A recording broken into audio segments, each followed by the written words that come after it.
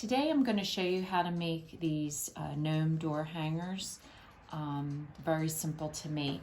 The supplies that you'll need, I found these at the dollar store, just wooden gnomes. You'll need a blank piece of paper. For the beard, I chose to use a fuzzy felt. I originally was thinking of using something more along the lines of like longer hair, more of a shag, but I was worried that it would fray. So just be careful what you use to make sure it's something that's not going to fray.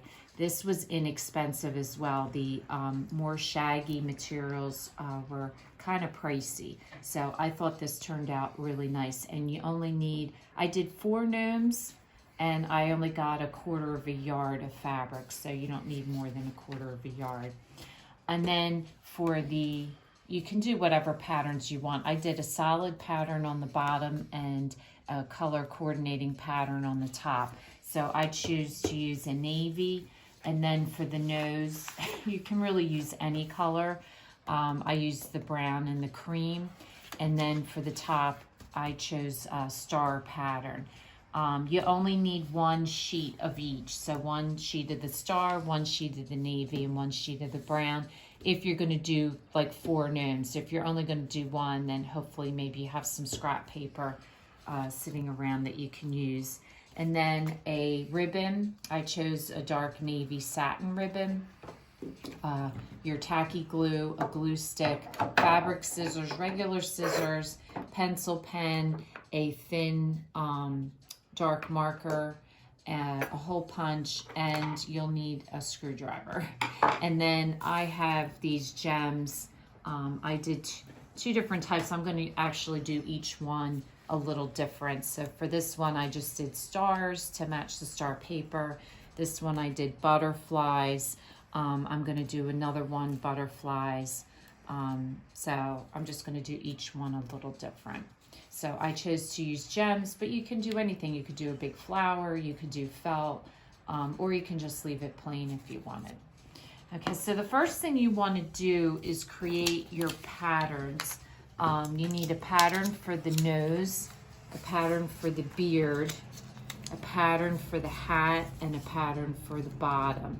And it's going to be really important that you mark your pattern front and back so that you don't get it confused, because the pattern is different. It's going to matter which way you put your stencil down. So I always mark mine front so that I know the front. I flip it over and trace this on the back so that when I turn it over, it's going to match up. Now, there's 2 different ways you can go about creating your pattern. Well, there's 3, but the first way was unsuccessful for me. A lot of times the dollar store items, I can pry up this and create a pattern and then glue it back down, but I could not get these up. They glued these down really good, which is unusual for dollar store items. So the second way you can do it is you can just hold your piece of paper and just rub your finger along the edges of whatever it is you're tracing. And you'll notice how it traces the line. So you just do that all the way around and cut it out. The other way you can do it is you can take a pencil and just rub your pencil along the edge, and that will also create a line. Excuse me, my guinea pig's a little excited today. And that'll also create a line. So you can do either way. Once you have your stencils created, you're just going to make sure that they all fit like so. Now, if your here isn't quite exact, it's going to be okay, because what I did was I cut my beard just a little bit over the edge. You'll see it hangs over the edges. So that way it covers up any imperfections that you might have along the edge of your gnome. So you won't have to get it as exact as you can, but if there's little tiny gaps, that's not a big deal. Okay, the next step you're going to want to do is remove your star, and that's what you need, your screwdriver or a blade or something. And like I said, this was really hard to get off. I don't know what they glued it with. So I just worked each corner with the screwdriver and just pushed it and wiggled it until I got it all off. And unfortunately for all of mine, I wasn't able to get them off in one clean swoop. So I had to kind of work at it a little bit. If it really sticks, you could use a piece of sandpaper to sand it down, but I pretty much was fine once I got to this point of being able to glue the paper down. I'm removing my string. You can keep it and reuse it, or I prefer to use the blue paper instead. So the next step you want to do is trace all of your patterns onto your papers, and just be careful if you've selected a pattern where there's an upright, you'll want to make sure that your hat is accordingly. I like this kind of pattern because this kind of pattern, it doesn't matter how you put your stencil, and then that way you can use more of the space. So if you choose a pattern where there is an upright, you just might need to buy an extra piece of paper if you're making a couple, because if you do upright, your patterns are going to have to go in a certain direction, either this way or this way.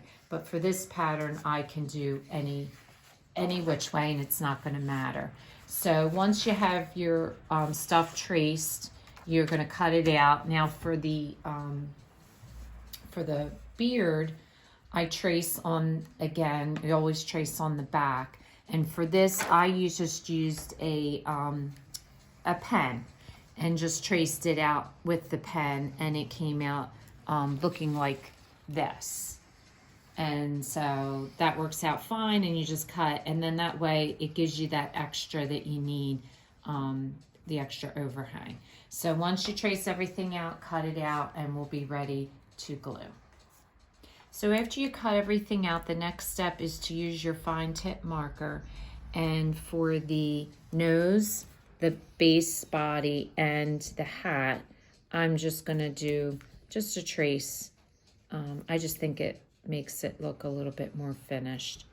But you just wanna run your marker. You don't have to do the bottom. The nose, I did it all the way around. And the this part, all I do is around the sides and the bottom. You don't have to do the top area because you're not going to see that. So the next step is to take your glue stick and just run the glue over the hat. You're going to glue the hat, the nose, and the bottom using a glue stick. And then we're going to use the tacky glue to glue the beard.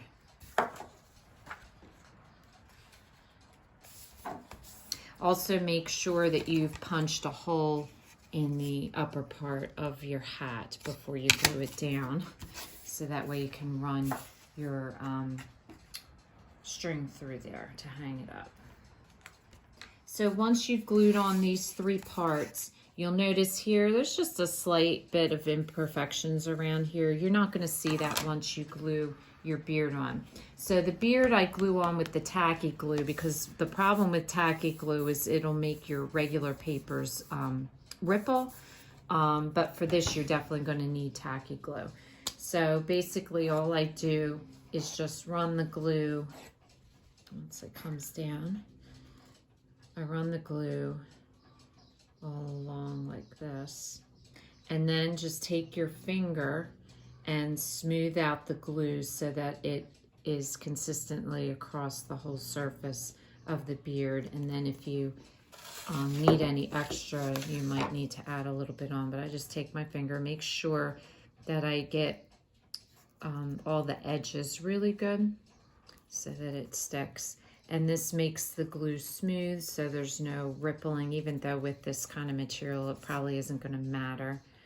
But I just smooth it out so that it is consistent across his beard.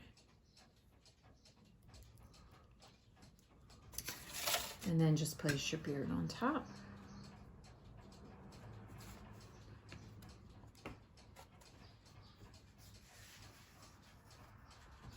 like so. So the next step is to put whatever decorations you want on. So for this, I'm doing butterflies and stars. So I just position them where I want them, and then just take your tacky glue and just glue them down.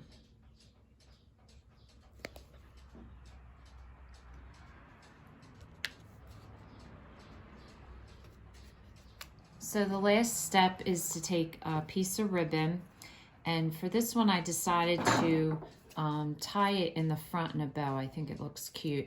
I angle my ribbon because I like the way it looks, but also because it's an easy way to go through any type of small hole.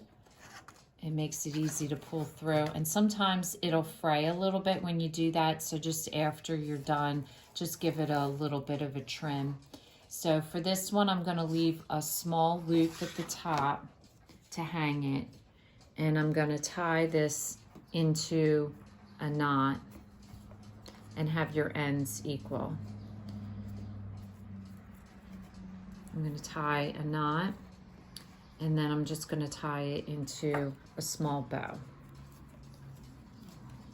So after you're done the ribbon, it is ready to hang up. And there you have a cute little door hanging gnome. So if this is your first time watching, welcome, and please don't forget to subscribe. If you want to receive future notification of posts, hit the bell.